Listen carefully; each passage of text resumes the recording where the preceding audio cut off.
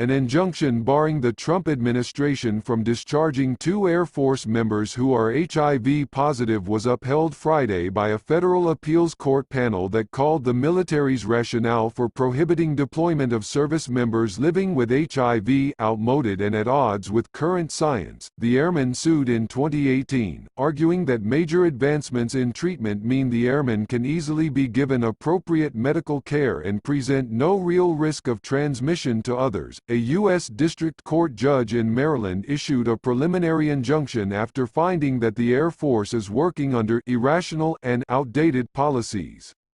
The ruling Friday from a 3-judge panel of the 4th U.S.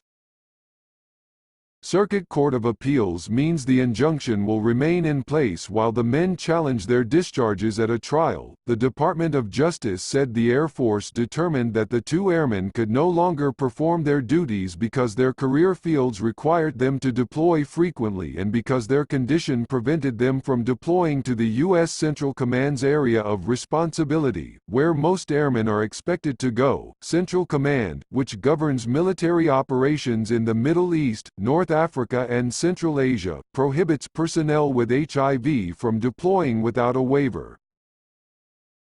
While acknowledging that treatment decreases the risk of transmitting HIV, the DOJ argued that the risk is amplified on the battlefield where soldiers often come into contact with blood. An attorney for the airmen argued during a hearing in September that the odds of transmitting HIV in combat are infinitesimal and should not limit their deployment or lead to their discharge. In its written ruling, the Fourth Circuit panel said a ban on deployment may have been justified at a time when HIV treatment was less effective at managing the virus and reducing the risk of transmission, but any understanding of HIV that could justify this ban is outmoded and at odds with current science. Such obsolete understandings cannot justify a ban, even under a deferential standard of review and even according appropriate deference to the military's professional judgments, Judge James Wynn Jr. wrote in the unanimous ruling. The Department of Justice did not immediately respond to a request for comment on whether it will appeal. The DOJ could ask for a rehearing before the full Fourth Circuit Court or could appeal the panel's ruling to the U.S. Supreme Court. Scott Schetz, counsel and HIV project director for Lambda Legal, one of the groups that brought the lawsuit, said the ruling means the Trump administration cannot discharge any airmen based on their HIV-positive status while the lawsuit is pending.